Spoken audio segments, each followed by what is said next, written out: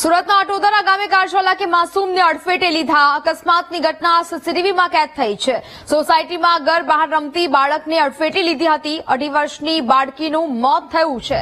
બાળકીને માથાના ભાગે ગંભીર ઈજાઓ થતા તેનું મોત થયું. ઘટનાને લઈને બાળકીના પરિવારે કાર ચાલક વિરુદ્ધ પોલીસ ફરિયાદ નોંધાવી છે. તો સુરતની આ સમગ્ર ઘટના કે જ્યાં અટોદરામાં ગામે કાર ચાલકે માસૂમને અડફેટે લીધી હતી ને જેમાં આ બાળકીનું મોત થયું છે. અકસ્માતની સમગ્ર ઘટના સીસીટીવીમાં કેદ થઈ છે અને આ સીસીટીવી સામે આવી રહ્યા છે જેમાં જોઈ શકાય છે કે આ બાળકીને કાર ચાલક દ્વારા અડફેટે લેવામાં આવી હતી ને જેમાં બાળકીને માથાના ભાગે ઈજા પહોંચી હતી. સોસાયટીમાં ઘર બહાર રમતી બાળકીને આ કાર ચાલકે અડફેટે લીધી હતી. 2.5 વર્ષની આ બાળકીનું આ સમગ્ર મામલામાં મોત થયું છે. બાળકીને માથાના ભાગે ગંભીર ઈજાઓ થતા તેનું મોત નીપજ્યું છે.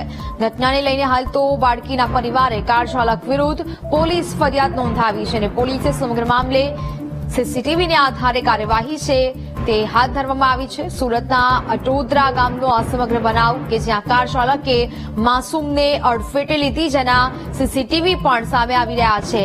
અકસ્માતના સીસીટીવી ફૂટેજ સામે આવ્યા છે. સંવાદદાતા નિર્મલ ફોન લાઈન પર જોડાયા છે. નિર્મલ, સુરતના અટોદરા ગામે કાર ચાલકે માસૂમને અડફેટે લીધી હતી. સીસીટીવી પણ સામે આવી રહ્યા છે. શું મામલો? ચોક્કસથી કે સુરતના અટોદરા ગામ ખાતે જે સોસાયટી આવેલી સ્વર્ગ રેસીડેન્સી સોસાયટી આવેલી છે.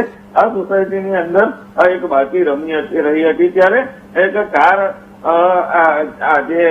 ચાલક હતો તેણે જે ધ્યાનસિંહ ગોહિલ નામની જે 2.5 વર્ષની બાળકી હતી તેને અડફેટે લીધી હતી. બાળકીના માટે ગંભીર ઈજા થતા જ બાળકીને તાત્કાલિક હોસ્પિટલ ખાતે ખસેડવામાં આવ્યા હતા. જ્યાં સારવાર દરમિયાન ફરજ પરના ડોક્ટરે બાળકીને મૃત જાહેર કરતી ઘટનાને જાણ પોલીસને કરતા પોલીસ ઘટના સ્થળે પહોંચી હતી અને કાર ચાલક જે છે તેના વિરુદ્ધ ફરિયાદ નોંધાવી છે અને હાલ સમગ્ર ઘટનાના સીસીટીવી પણ સામે આવ્યા છે.